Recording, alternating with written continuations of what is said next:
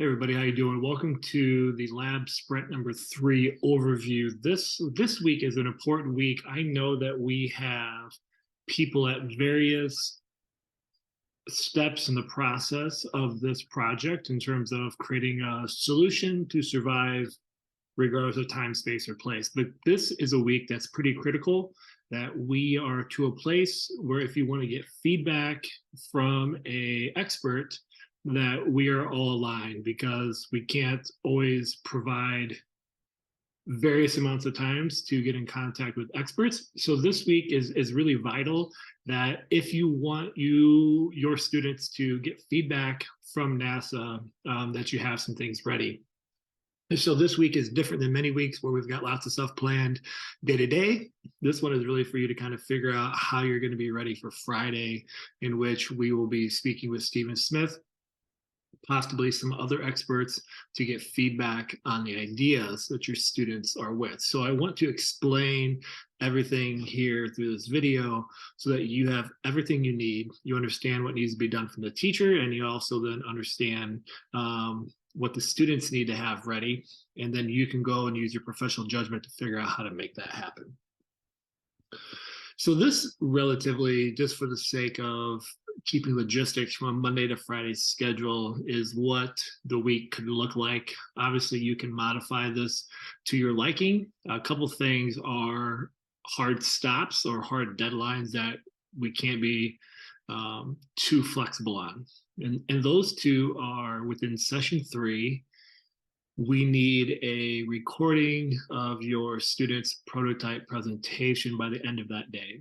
That might be a little choppy. It might not be perfect. You might still put a lot of time into it on Thursday and maybe even Friday before we go live with Stephen.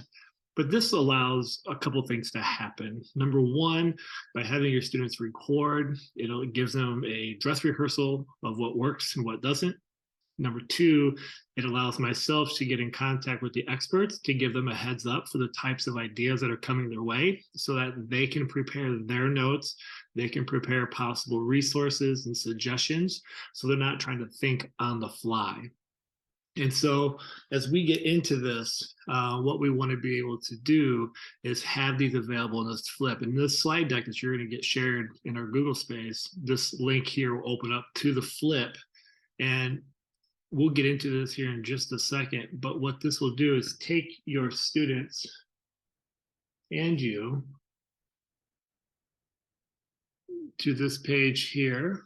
Let me go ahead and back out of this so you can see, where they can go ahead and add their response right here. This is the details to the slide deck that I'm sharing with you now, so they have that as well. There's nothing there that they shouldn't see or anything like that. And they will go ahead and respond and put their prototype pitch in this flip. And this will be shared with you as the educator, as well as with our experts, Stephen Smith, and maybe a few others, if we can pull those off. Now, that is all here in session 3. The other thing that I need from you on this day is for the spreadsheet. And this is for you as the teacher, or you can have your students go in and do it as well. This is going to help me organize Friday for our pitch presentation, because we've got various locations and schools participating, and I'm not quite sure who all wants the prototype feedback in the live session. And so this is just asking for the names of your students that are in the group. They might have a team name, they might not, but you can put that there. This is just asking for the school, the name of the teacher, just so I can keep things organized for Friday when we work through the schedule. This here is their topic or problem statement. So at Forest Grove, where I'm working, we have this posed as a question. However you've been working on it, that needs to go there.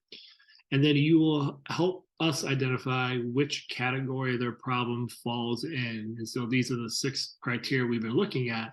If you could organize and tell me what it fits in, that would be helpful, as well as this yes or no statement of if you've recorded it or the students have recorded in the flip.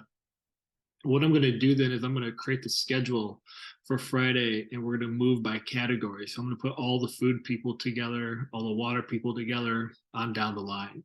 And that way we can kind of stick to one groove while we're working. And so I will need you as the educator to fill it out. Whether you have the students go in and do it or you do it, doesn't matter. These two things I need by Wednesday, just for a logistical standpoint, to be ready to go. The other thing is Friday, we pitched to Stephen. This is scheduled to start at 1:15. You have the calendar invite.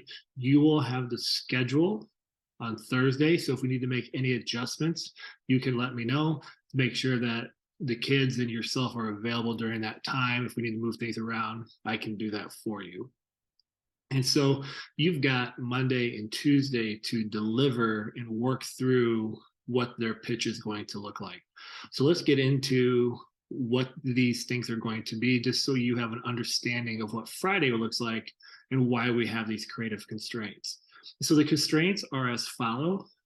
Their pitch to Stephen and the other experts, if they're around, cannot be any longer than a minute 30. The reason being is we really want to get them into the conversation, the Q&A, and getting feedback and asking questions, the follow-up questions, and we don't want kids to ramble longer than they need to. So they're going to have to be very clear, concise, get to the point, and this is why we're going to practice that pre-recorded pitch and have that stuff ready. The other thing that's nice to have, and I don't want to say required because I'm not in control of your classroom, but the kids need to have or should have, highly suggested, a prototype or a visual of the concept so that we can visually see it and help the experts understand what it is they're talking about in terms of their creation. So they might have a lookalike prototype. In our case right now, it's currently made out of Lego before we get into other materials. They might have it sketched out on paper, maybe it's digitally, whatever, just some sort of visual piece so we can better understand the idea. The following slides then are just some suggestions of things to include in that 90 seconds. You as the educator, you use your professional expertise and craft it the way you need to. Maybe you've got certain templates your district uses. Maybe you've got a certain way that you could use some standards that you're required to teach that this could fit into a better mold. These are just merely suggestions of ways to pitch. And then you can take this information and tweak it to the needs of your classroom and your students. The key things that I like to talk about is that the pitch, sorry about that, it's a story. So it should capture our attention. It should have just enough detail to engross us, like in the plot, but we're not getting into a dissertation of every single thing. So the kids are going to have to need to process and figure out, really synthesize which information is worthy of bringing to the top and which isn't needed for the time being. I put in here, mix in a few surprise twists. This is really just kind of thinking about being entertaining and engaging. And we want the experts walking out going, man, I can't wait to come back and see what these kids have done after this feedback round. And the reason that we are keeping it to a minute 30 is so that the students then can have at least another 4 to 5 minutes of feedback Q&A with the experts. So while it's a 90-second pitch, the power that we know comes from doing work like this is what comes afterwards. The pitch really just kind of helps them organize their thoughts and make sure they actually know what it is that they're talking about. So a couple things that you could consider including, and these will be things that we are going to ask our students. By our, I mean at Forest Grove, where I've kind of been housed, but I'm more than willing to help you and your students as well. Just reach out and let me know. First, an engaging opening. So how are we going to grab the attention? How are we going to spark some curiosity? You know, some just basic things we've put here is, how do you ask a question, a catchy slogan, maybe an interesting fact, just something to kind of get us engaged. So it's not just a 90 second after 90 second after 90 second kind of boring presentation.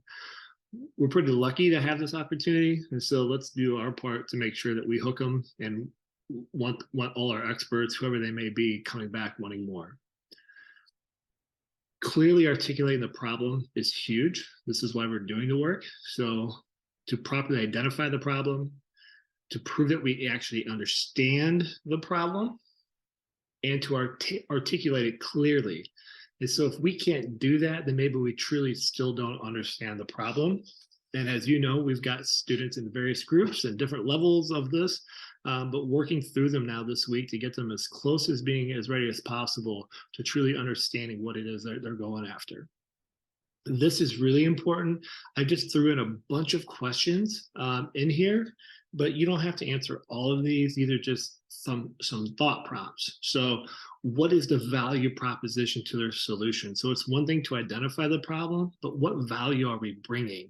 How does it actually work to create value for those that you're targeting? In this case, it could be the 4 crew members at NASA. Maybe you're thinking more long terms of people living there long term, like in a colony.